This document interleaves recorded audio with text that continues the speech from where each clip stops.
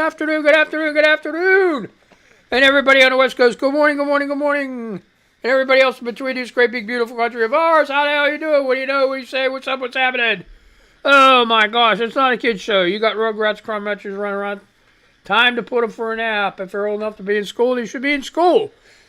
If they're homeschooled, it's break time. So you give them an iPad, iPhone, Xbox, PlayStation, whatever the hell, and headphones. Or you put some headphones on, because when I get upset, shit flies. So anyway, I started this at 12 o'clock perfectly. 12 o'clock perfectly, okay? And in 5 minutes in, it just totally crapped out. I lost my connection on both my things here, my internet. I have no clue how it happened, but it happened. So I don't know what's going on. Maybe the cat. I don't know, but it just came back up. So I'm live right now, and both things got to get disconnected. I don't understand that. But anyway, we're doing the 2025, Project 2025 reading, right? And I started it, so I'm going to start it again, I guess. And hopefully, maybe it wasn't my voice that just blew everything. I have no idea. Yeah. So anyway, let's go back to the beginning. The beginning. And we'll try to get this out of the way pretty quickly, right? Sure. 900 and some pages we're going to get out of the way really quickly.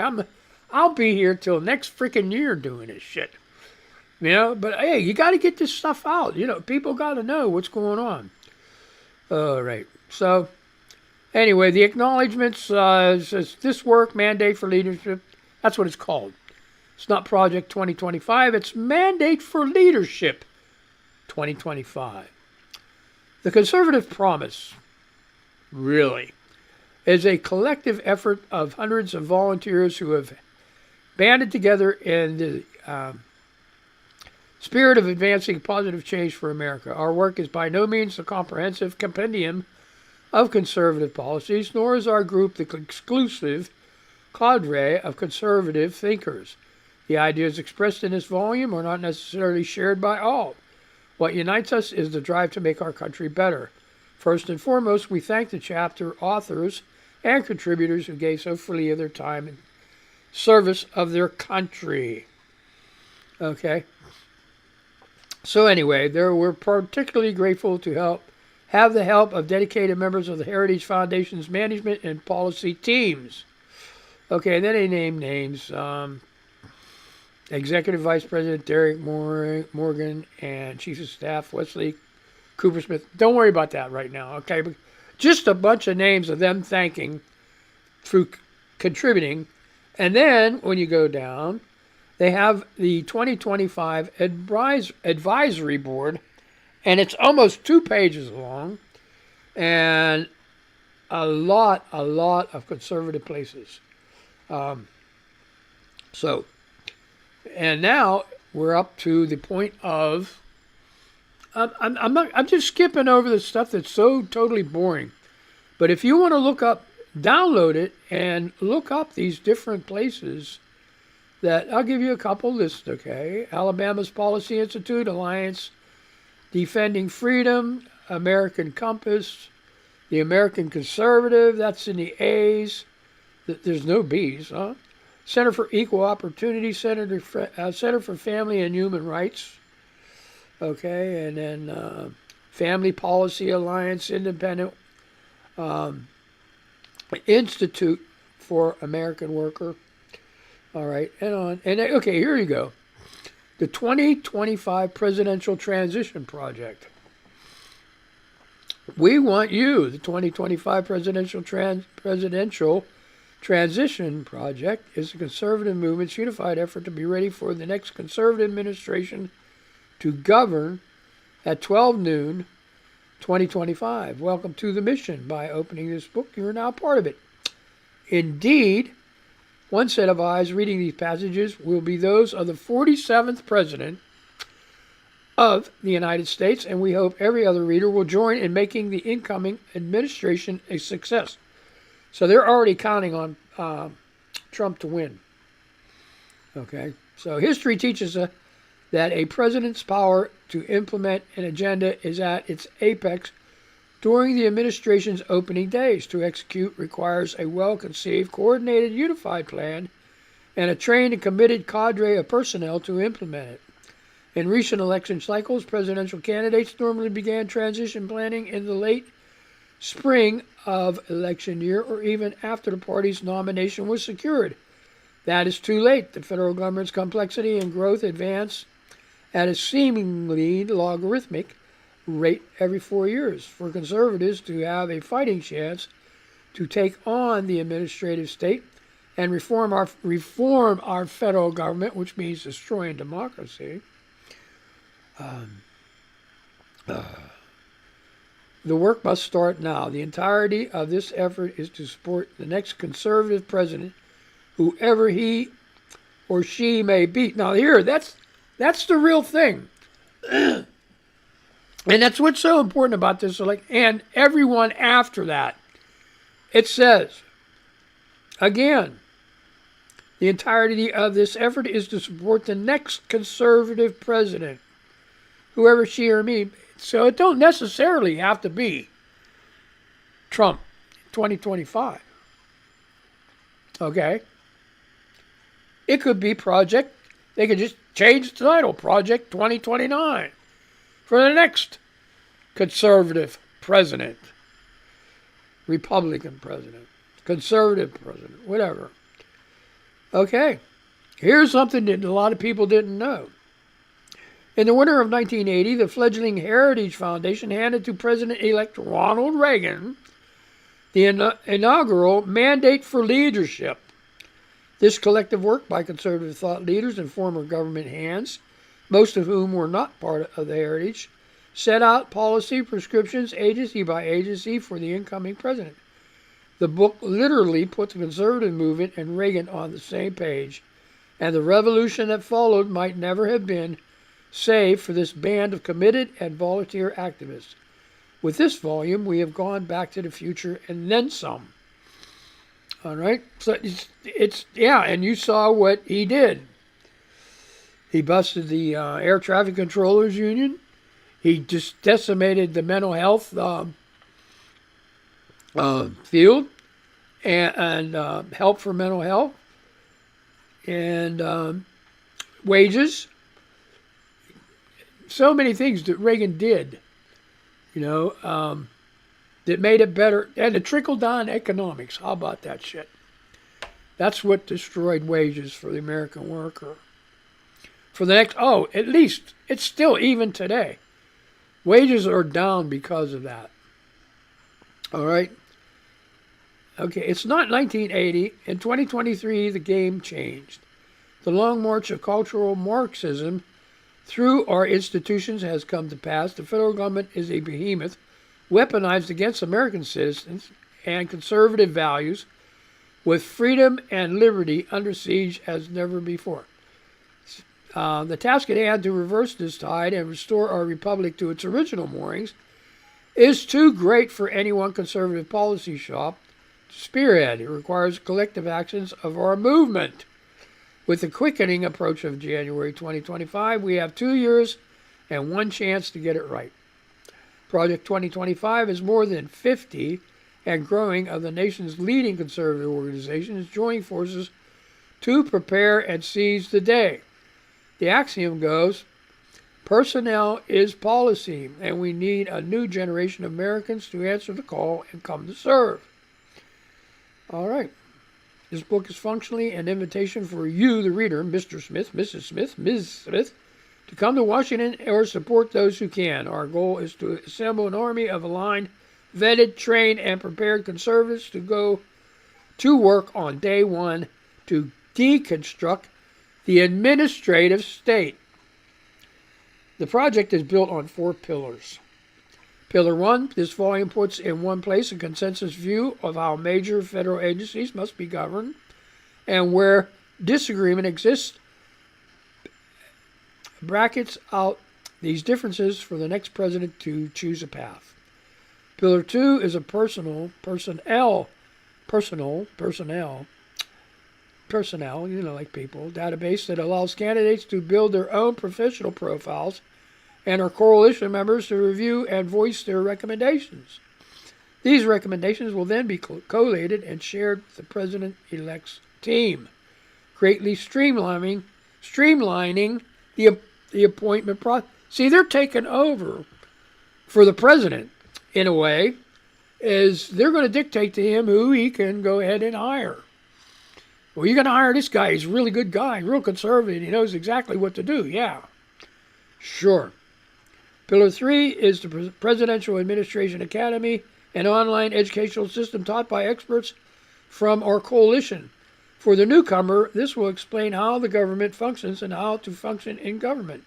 For the experienced, we will host in-person seminars with advanced training and set the bar for what is expected of senior leadership. Pillar 4, the playbook. We are forming agency teams and drafting transition plans to move out upon the president's utterance of "So help me God."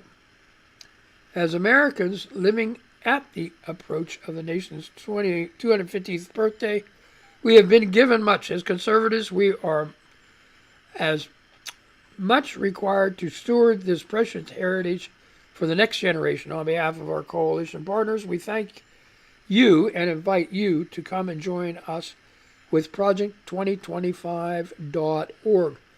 And that was written by Paul Dans, director of Project 2025. Okay, so they're going on all these, now the authors they're going in is a whole list of people. And I urge you to download Project 2025 so you can look up these people. All right, there's a whole list of them. Oh my, pages and pages and pages and pages and pages. So, editors, now they're going into editors. Okay, contributors, another list of names. See, and here's the thing, what they have this, okay, they started 2 years ago. And the big thing is, if you noticed, 2 years ago is when they started with all the school boards and banning books and doing this and doing that. And, you know, it wasn't just in Florida. It's all over. It's a complete movement. It's a complete movement starting with the dog catcher. Okay? And slowly taken over. And it's grown to the point where it's gone up clear to senators and congressmen. And I don't know, it's like a disease. It's like a plague that comes along. And actually, it's just, and people get really offended when you say Hitler and stuff and the Nazi Party. But this is, I don't know why they can't call it the Nazi Party. Other than, you know, the problem with the Nazi, well, no, it wasn't just Jewish people that the Nazis hated, you know. They hated people of color. They hated everybody except for pure race Christians. Okay? Pure race Christians. Everybody else was screwed. So, all right. A Promise to America, Kevin D. Roberts. This is the foreword. Finally, forward. 44 years ago, the United States and the conservative movement were in dire straits. Both had been betrayed by the Washington establishment and were uncertain. Both had been betrayed by the Washington establishment and were uncertain whom to trust. Both were internally splintered and strategically adrift. Were still, at that moment of acute vulnerability and division, we found ourselves besieged by existential adversaries, foreign and domestic. The late 1970s were, by any measure, a historic low point for America and the political coalition dedicated to preserving its unique legacy of human flourishing and freedom. Why do they keep calling it freedom? Why do they keep calling it freedom when they're suppressing everything? See, this is the big thing about this brainwashing thing. They get you thinking, well, yeah, it's free to do this and it's free to do that and it's free to hurt somebody. You know, it's like insane. Okay, I know. I got to quit interjecting here. But you're getting the drift of this. Right? Today, America and the conservative movement are enduring an era of division and danger akin to the late 1970s. Now, as then, our political class has been discredited by wholesale dishonesty and corruption. Look at America under the ruling and cultural elite today. Inflation is ravaging family budgets, drug overdose deaths continue to escalate, and children suffer the toxic normalization of transgenderism, with drag queens and pornography invading their school libraries. Overseas, a totalitarian communist dictatorship in Beijing engaged in a strategic, cultural, and economic cold war against America's interests, values, and people, all while globalist elites in Washington awaken only slowly to that growing threat. Moreover, low-income communities are drowning in addiction and government dependence. Contemporary elites have even repurposed the worst ingredients of the 70s, radical chic, to build the totalitarian cult known today as the Great Awakening. And now, as then, the Republican Party seems to have little understanding about what to do. Most alarming of all, the very moral foundations of our society are in peril. Yet students of history will note that, notwithstanding all those challenges, the late 1970s proved to be the moment when the political right unified itself, and the country led the United States to historic political, economic, and global victories.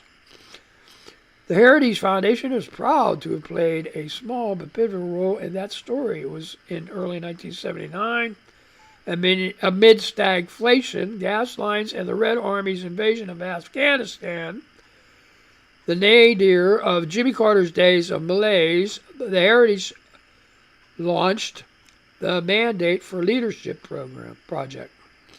We brought together hundreds of conservative scholars and academics across the conservative movement. Together, this team created a 20-volume, 3,000-page government handbook containing more than 2,000 conservative policies to reform the federal government and rescue the American people from Washington dysfunction.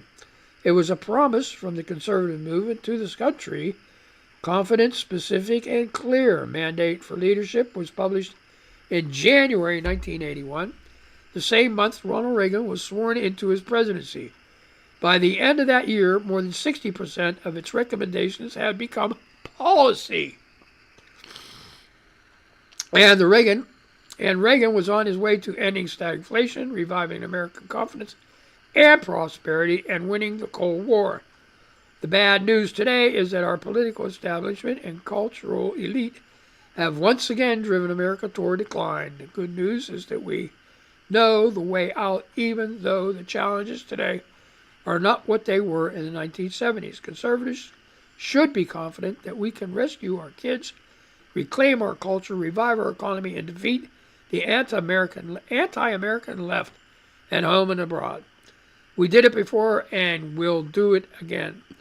As Ronald Reagan put it, freedom is a fragile thing and it's never more than one generation away from extinction. It's not ours by way of inheritance. It must be fought for, defended constantly by each generation. Are you guys getting this shit?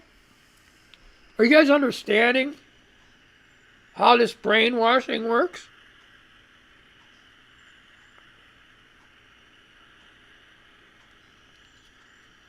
They're calling good bad and bad good.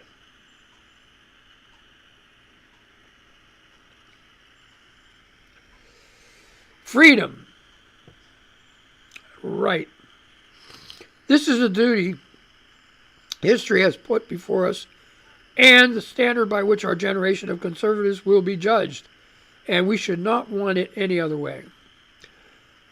The legacy of mandate for leadership, and indeed for the entire Reagan revolution, is that if conservatives want to save the country, we need to bold and courageous plan. This book is the first step in that plan. The Conservative Promise. Conservative Promise is the opening salvo of the 2025 Presidential Transition Project, launched by the Heritage Foundation and our many partners in April 2022. Its 30 chapters lay out hundreds of clear and concrete policy recommendations for White House offices, cabinet departments, Congress, and agencies, commissions, and boards.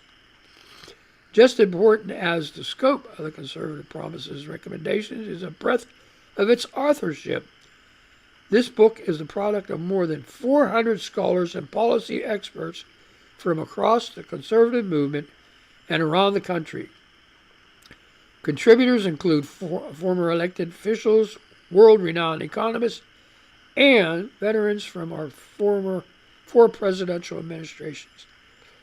This is an agenda prepared by and for conservatives who will be ready on day one of the next administration to save our country from the brink of disaster. I don't know what they're talking about as far as disaster goes. Disaster for the Republican Party, I guess, right? Because if we get another 4 more years, things will really be turned around and working good. Okay. The Heritage Foundation is once again facilitating this work, but as our dozens of partners and hundreds of authors will attest, this book is the work of the entire conservative movement. As such, authors express consensus recommendations already forged, especially along 4 broad fronts that will decide America's future. 1. Restore the family as the centerpiece of American life and protect our children. 2. Dismantle the administrative state and return self-governance to the American people. Turn it back to the states. Defend our nation's sovereignty, borders, and bounty against global threats. That's been done all along. Secure our God-given individual rights to live freely, what our Constitution calls the blessings of liberty. What makes these 4 pieces of conservative promise so valuable to the next president is that they cut through superficial distractions and focus on the moral and foundational challenges America faces in this moment of history. It's Mangled news, folks. I'm not going to get this right all the time. This was one of the secrets of conservative success in the Reagan era, one our generation should emulate. But you can tell my eyes are going goofy. Small print here, folks. As in the late 1970s, America's today experienced the pharaohs of political and cultural elites in countless ways.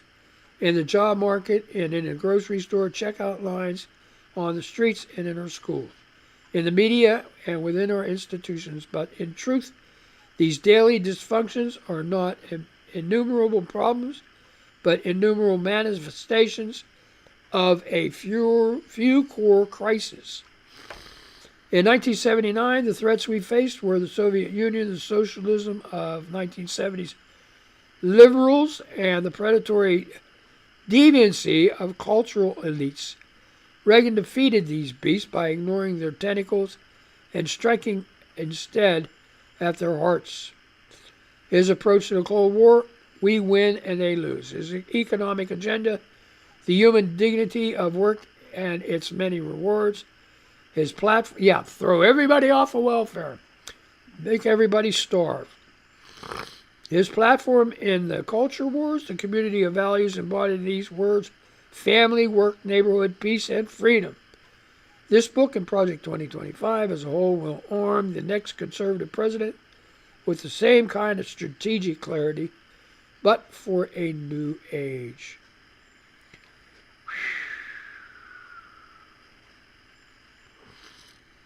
All right. Okay, so let's move on. Promise number 1.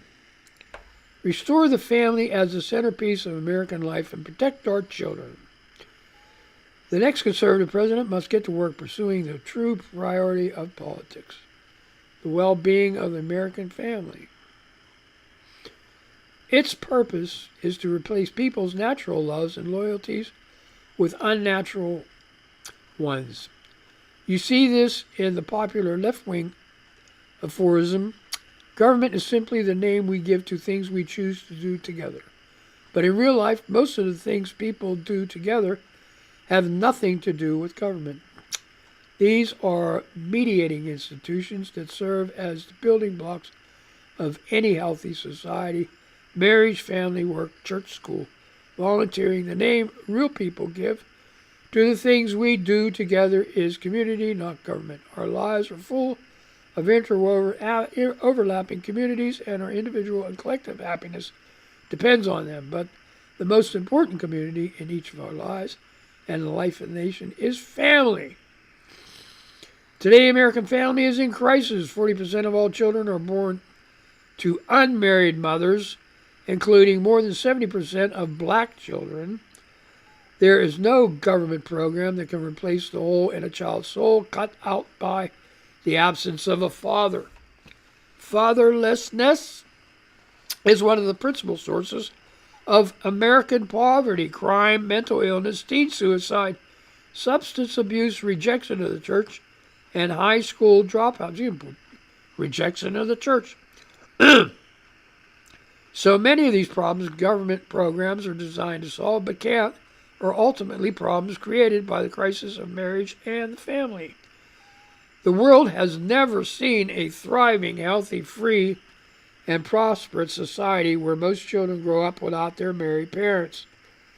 If current trends continue, we're heading toward social implosion. How about all these shooters? How about all these shooters had both parents? What was the one recently? Both parents got nailed. Sure. Yeah, okay. We buy it. We buy it. All right. Furthermore, the next conservative president must understand that using government alone to respond to symptoms of the family crisis is a dead end. Federal power must instead be wielded to reverse the crisis and rescue America's kids from familial breakdown. The conservative promise includes dozens of specific policies to accomplish this existential task. I got a minute and a half and my tongue is all twisted. Some are obvious and long-standing goals, like eliminating marriage penalties and federal welfare programs and the tax code, and installing work requirements for food stamps. But we must go further. It's time for policymakers to elevate family authority, formation, and cohesion as their top priority, and even use government power, including through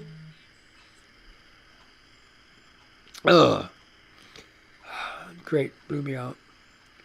And even use government, including through the tax code, to restore the American family. Today, the left is threatening the tax-exempt status of churches and charities that reject woke progressivism. They will soon turn to Christian schools and clubs with the same totalitarian intent. The next conservative president must make the institutions of American civil society hard targets for woke culture warriors. This starts with deleting the terms of sexual orientation and gender identity, diversity, equity, and inclusion. The DEI, gender equality, gender equity, gender awareness, gender sensitive, abortion, reproductive health, reproduction rights, and any other term used to deprive Americans of their First Amendment rights out of federal rule, agency regulations, contract, grant, regulation, and piece of legislation exists. Okay, my time's up. We're going into pornography that they're going to work on. Okay? So, I'm out of time. I had a good time. I hope you did. And, ugh. All right, let me say goodbye to these people. Let me say goodbye to you. Thank God I got 30 minutes in this time. The last time was freaking disaster. Oh, boy, oh, boy, oh, boy. You guys have a good day. Don't get that wrong. I'm glad I got this in. And I hope somebody sees it. Oh, yeah, yeah. I'll try to do better on my reading next time. You guys have a great day, and I'll talk to you later. Saying goodbye to these people here. Now I'm saying goodbye to you, okay? Where's my thing at? I know where my thing is. You don't have to tell me.